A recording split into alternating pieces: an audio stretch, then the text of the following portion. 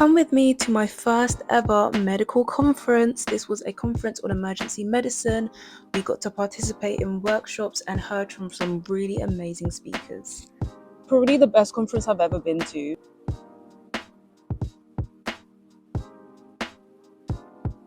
Of course, I got there nice and early and got given my lanyard, and there were some refreshments on the side, so I just had a little tea while I waited. The Grey's Anatomy girl in me was screaming because, for those of you who do not know, I have watched every single episode of Grey's Anatomy to exist, and I know it's not completely accurate, but watching the trauma surgeons in Grey's Anatomy was one of the reasons that led me to go into medicine in the first place. So when I see that there's an emergency medicine conference, I was like, this will be a really great idea for me to see if it's actually something I could see myself doing as a specialty in the future. So I thought, why not go along? I realised that I didn't know a lot of what I thought I knew about emergency medicine. It's been so insightful. It is a lot more detached than I realised, right? Because especially pre-hospital, so this is where like paramedics or the doctors that get to you before you're admitted into the hospital. It's yeah, that's the one thing, because with me, I really want to build patient connection. I want pressure and I want patient connection. And I'm realizing this might be, I'm going to stay open because we've only had 2 hours so far. There's still like 6 to go. But so far, that is what I'm feeling. We had a little break, and I do have to commend the organisers for this event because this was probably the most snacks, the most food provided I have ever seen at an event. So props to them. But the speakers were really, really interesting. And if you want to see more behind the scenes for things like this, make sure you get my membership. Link is coming up on the screen now and it's in the description below. And then we had another quick break session before we went on to doing workshops. So as part of these workshops, we also got to be quite hands-on, and this was us trying to secure airways on a mannequin. So for whatever reason, our patient could not breathe, and so we were trying to insert these devices in order to secure an airway. The first one I had to do was through the nose to secure a nasopharyngeal airway, and as you could have seen, I was kind of really struggling to push it through. So you would actually be given like a spray to spray on it, and these are not typically used. These are more for circumstances where there's no other way to secure an airway, then you turn to these devices. But yeah, so I just got to practice inserting both of those into the nose and the mouth. Now this device looks like it will hurt, and I don't think you're meant to put this on someone when they're conscious, as you can probably see by the amount I had to twist to put it in. So really most of this session was focused on the things that would happen, say in an ambulance, when you're trying to get to the hospital and you've got a patient, you've got limited equipment, and you're just trying to secure an airway. Because for those of you who do not know, there is this thing called ABCDE, and A stands for airway. So when you have a patient, the very first thing you want to check is that their airway is secured. And so here we are trying to do a tilt for the head to basically try and see down their throat so that you can see where I would then be able to insert a tube and make sure that I'm passing all of the relevant structures.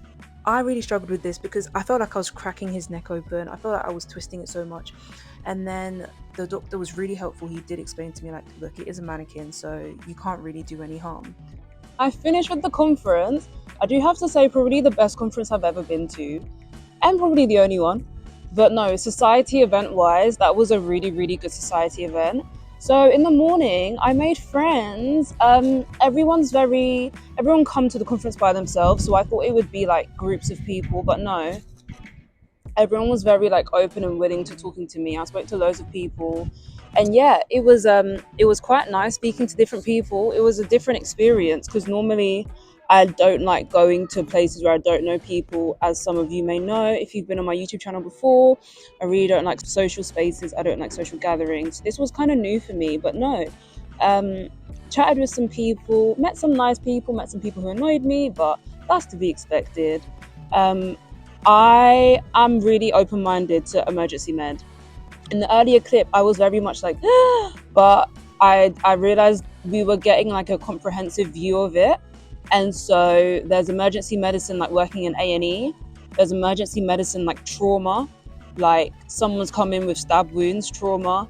There's emergency medicine like pre-hospital medicine, which is like the air ambulances. So for those of you who don't know, there are like specialists pre-hospital routes, kind of like as well, like a paramedic is one of those routes, but of course to be a doctor you can't be a paramedic, that's a separate qualification. But yeah, it was basically just exploring all of those different angles and things that I'd never really considered before. Like pre-hospital sounds so cool, but then they were like, there are 21 air ambulances across the country. So if you do get it, is it going to be in your area? Are you going to have to move? Are you going to have to make sacrifices? And then as well, work-life balance, that always comes up in every single thing that you do. But I feel like work-life balance is one of those things that as a doctor, you just have to take the L, because like there's no specialty which is going to give you the work-life balance you want unless you just want to do general and become a general practitioner.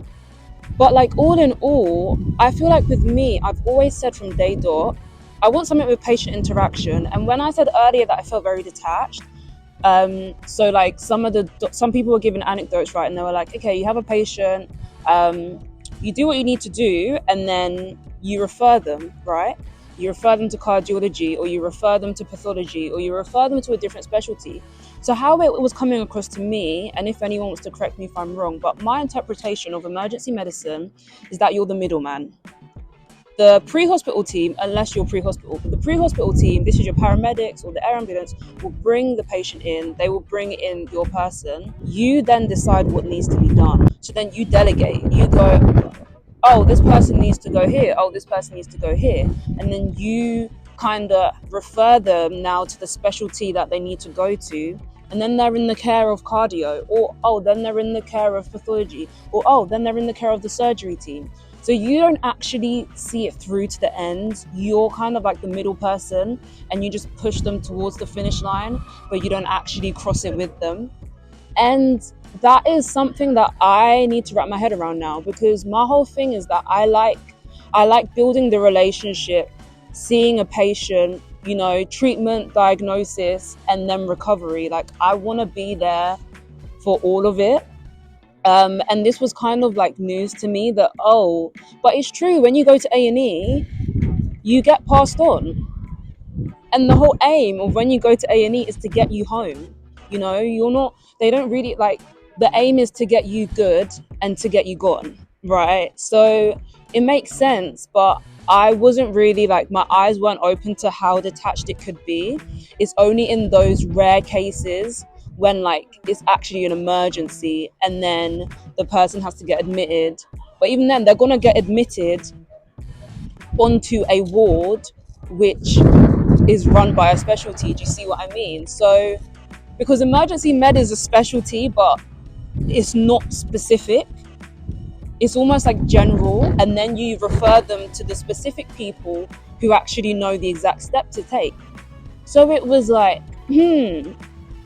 it's a weird sort of position to be in, because for those of you who don't know, I am torn between emergency med. I'm also interested in peds. I was also maybe considering GP. I know I have time, right? I graduate in 5 more years, guys. Well, 4 now actually. But I don't know. I feel like there's a lot of pressure to start getting everything done. Low-key want to shout out Amazon, because this mic, the way it's crazy windy, it's not picked up barely any of it. But yeah, no, this is where I kind of am now. I think when I go on placement, because a lot of people said, oh, I went on placement and I loved emergency med. So I think I will not rule it out.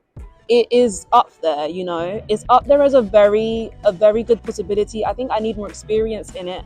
So when I start placement this summer and then in September, I'll see where emergency med fits in and see how I find it. And then I'll make my decision from there. Thank you guys so much for watching. That's me all done for today. I am heading home and you will see me soon with some more content.